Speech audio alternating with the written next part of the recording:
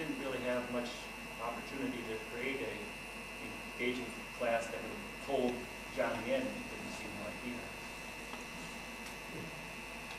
What was the teacher's needs in that? Power for one, challenging them. And you have to do this. You're the worst class. I've never seen anybody so irresponsible. That's a challenge. I'll show you how irresponsible I can be. That's how I would take that. And possibly, yeah, survival. Did you go on with survival? Well, she just seemed to be at the end of her rope. I don't know, just trying to get through the class. Any kind of connection is not an issue for her. She just needs to get through it. So in the short term, just making it through the class. In the long term, if you're not feeling confident about how you're doing, you need to worry about your livelihood. Every day was as frustrating as that. I don't think that that's not how survival was originally intended, but especially if you bring Harry Wu into it, it certainly seems that survival plays an important role in this kind of things. The daily survival in a hostile environment. Didn't look like she was having very much fun. If that was a need she has, that was frustrating, wasn't it? Well, she probably feels tied to the TSWs. I've got to get you through these TSWs.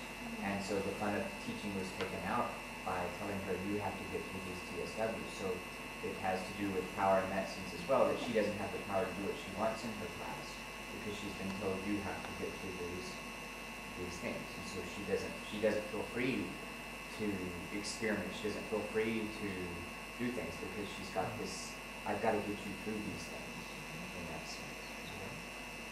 I'd say love and belonging too, because when students don't do something, sometimes you take it as like a personal insult, you know? Sometimes. And then you have to battle a class. And so the connectedness is not there. I suppose from mass, where there were young people who weren't participating, that it has an influence on the others. And what some people see others who aren't willing to put anything in, it can shape the attitude of who and otherwise really to be really good students. So you saw some of the feet and other things like that. That's good. And to make it a more realistic situation, we would have to put 10 more neutral students at least in between them to balance it out. This makes it show better.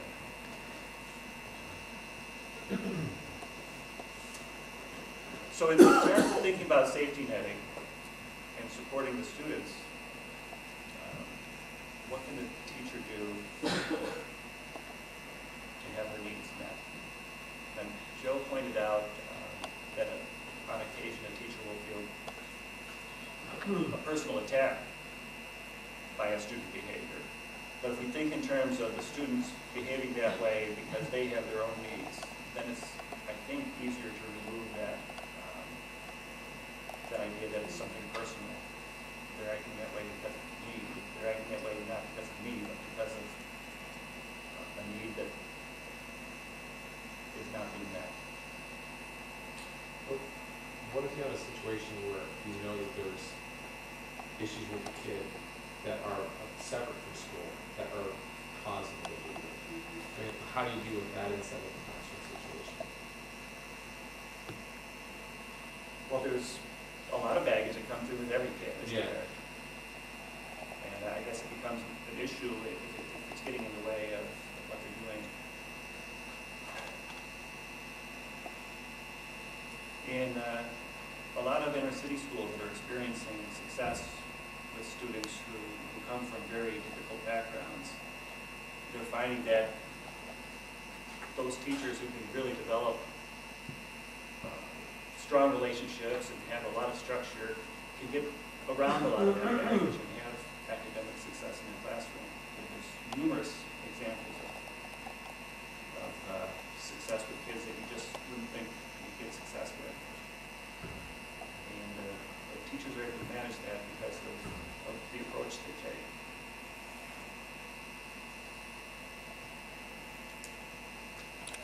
Yes?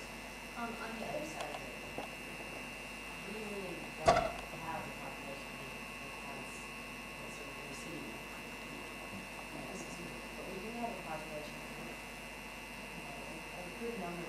who have everything.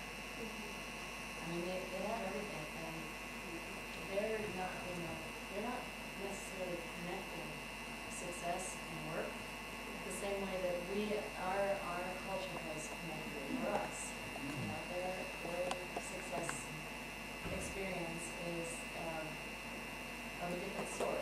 And so for them, our understanding or their understanding are really probably a bit different.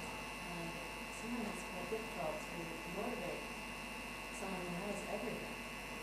I mean, it is like, no, I don't really have to do anything because I'm still going to go to, you know, Barbados and my family will figure out some way for me getting free. And, you know, I mean, that, you know, it's a different kind of challenge that is perhaps more directly impacting than the inner city examples, which, you know, I don't know quite how to break through some of that because I myself don't come from, you know, having everything seem real structured the way some of these kids do. It's just structured differently.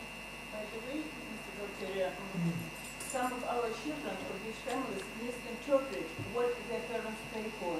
I hope Ms. Galina remembers some years ago, we had a student, Ukrainian boy, who told us, in a Ukrainian school, I would not misbehave because my parents would not pay money for my education.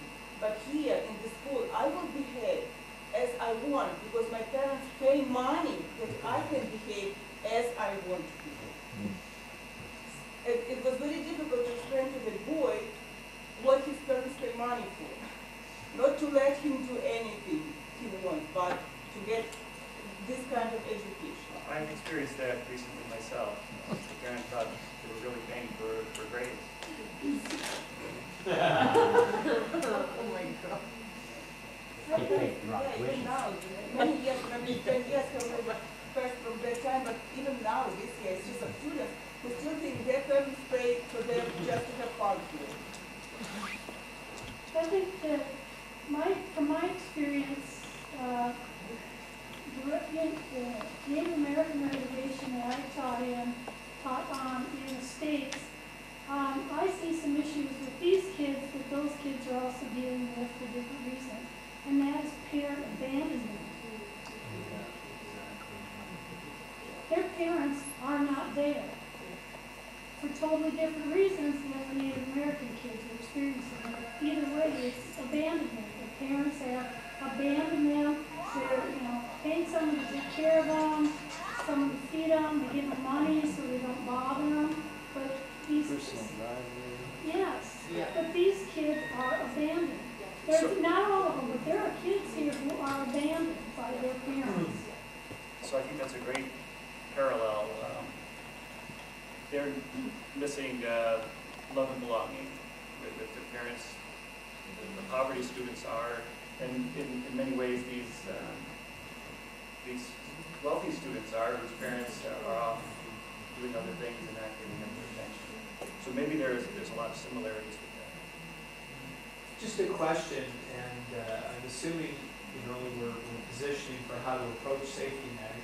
But I had a couple of students in mind, and I was just sort of walking through the list, and I was thinking to myself, I think their needs are decently met in all areas. They're relatively balanced human beings. You know, one of them I was thinking of was Freddie. He's not in my class, but I've taught him before, and it's like, you know, I looked through the list, I'm like, these kids are pretty decent. And about the only thing I see missing is hours at their work. And if we, I guess, can get them agree, you know, that's what's missing in the conversation, and you know, to be successful, all that's left is a little extra push. It is not regular and consistent safety netting maybe the very thing that will meet their needs. We'll find out, won't we? If that's a fair way to approach it, then? Well,